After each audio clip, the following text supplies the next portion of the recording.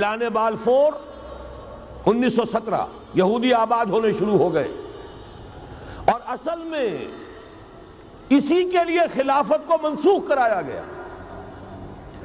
سلطان عبد الحمید، اگرچہ یہ ترکی خلافت جو ہے مرد بیمار کمزور، پھر بھی وہ مسلمانوں والا جذبہ اتنا تھا، انہیں بڑی سے بڑی رشوت پیش کی گئی تھی۔ ظاہر بات ہے یہودیوں سے بڑھ کر رشوت دینے والا کون ہو سکتا ہے، جن کے ہاں ایسے بینکر ہوں جو 40 بلین ڈالر کا ایک چیک لکھ سکیں۔ پھر یہ کہ ان پر سیاسی دباؤ بہت ڈالا گیا۔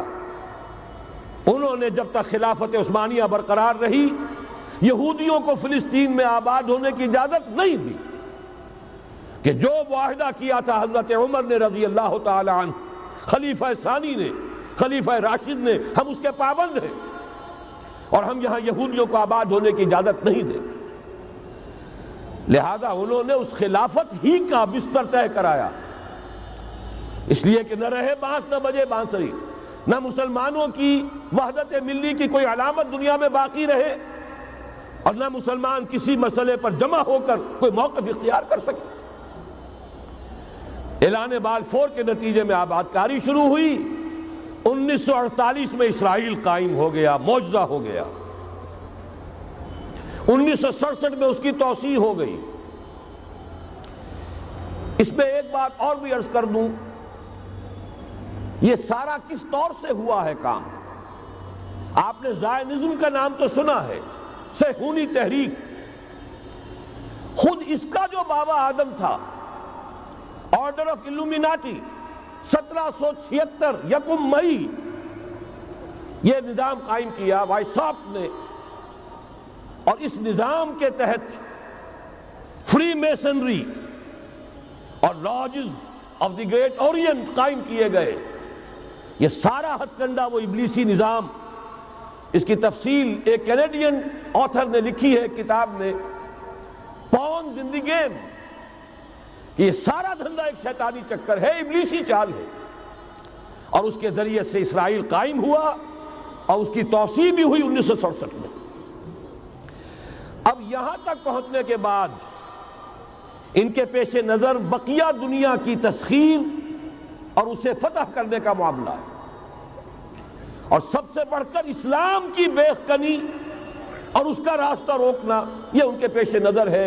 یریدون لیطفئوا نور اللہ بافواہہم۔ صورت اس وقت کیا ہے؟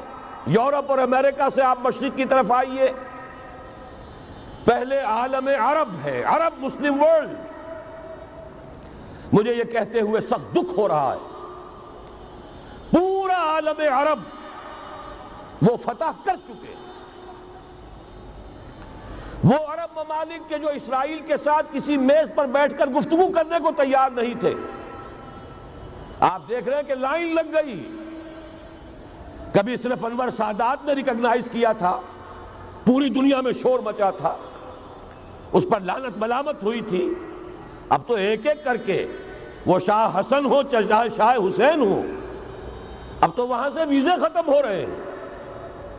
سعودی عرب اور امارات، انہوں نے جو کچھ کاروباری بندشیں لگائی ہوئی تھی وہ ختم کر دی گئی، ان میں نرمی پیدا کر دی گئی۔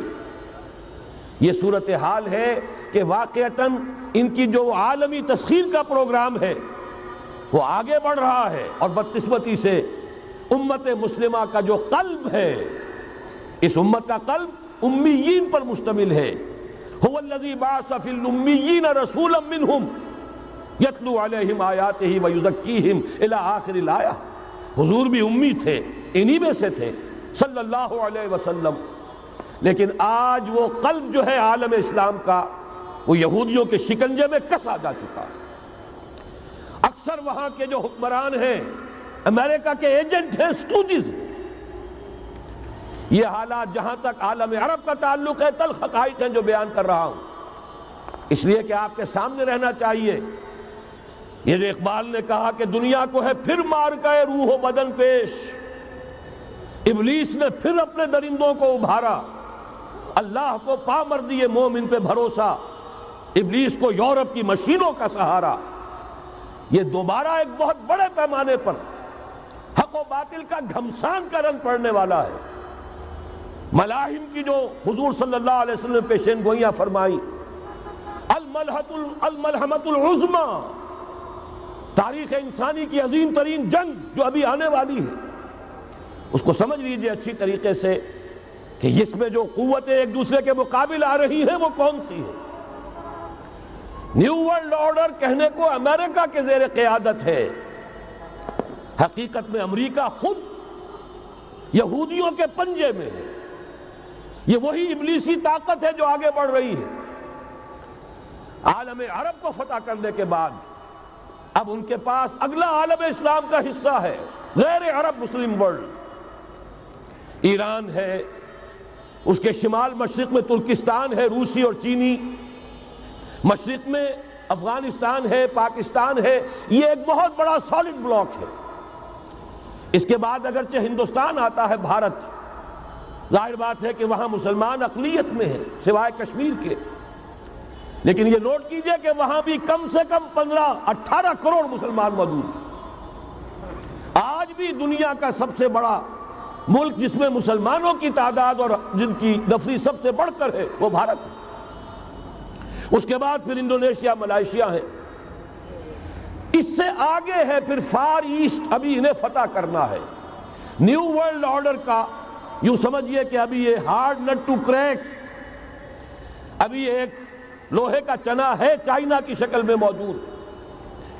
اور مجھے یاد آ رہا ہے ڈی گال کے الفاظ بہت سے لوگوں نے سنے ہوں گے، اس نے کہا تھا کہ ہم نے خام خواہ روس کو اپنا دشمن بنا لیا ہے، وہ تو ہمارا بھائی ہے، وائٹ ریسس، وہ تو بنیادی طور پر یورپین قوم ہے۔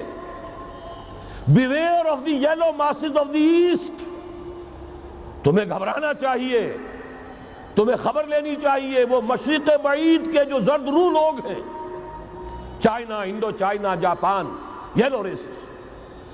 ابھی اس نیو ورلڈ آرڈر کے لیے جو فتح عالم اور تسخیر عالم کا پروگرام ہے، اس میں پہلے غیر عرب مسلمان دنیا اور پھر یہ فار ایسٹ کا خاص طور پر یلو ماسز، یہ ہے کہ جنہیں ابھی انہیں ٹیکل کرنا ہے۔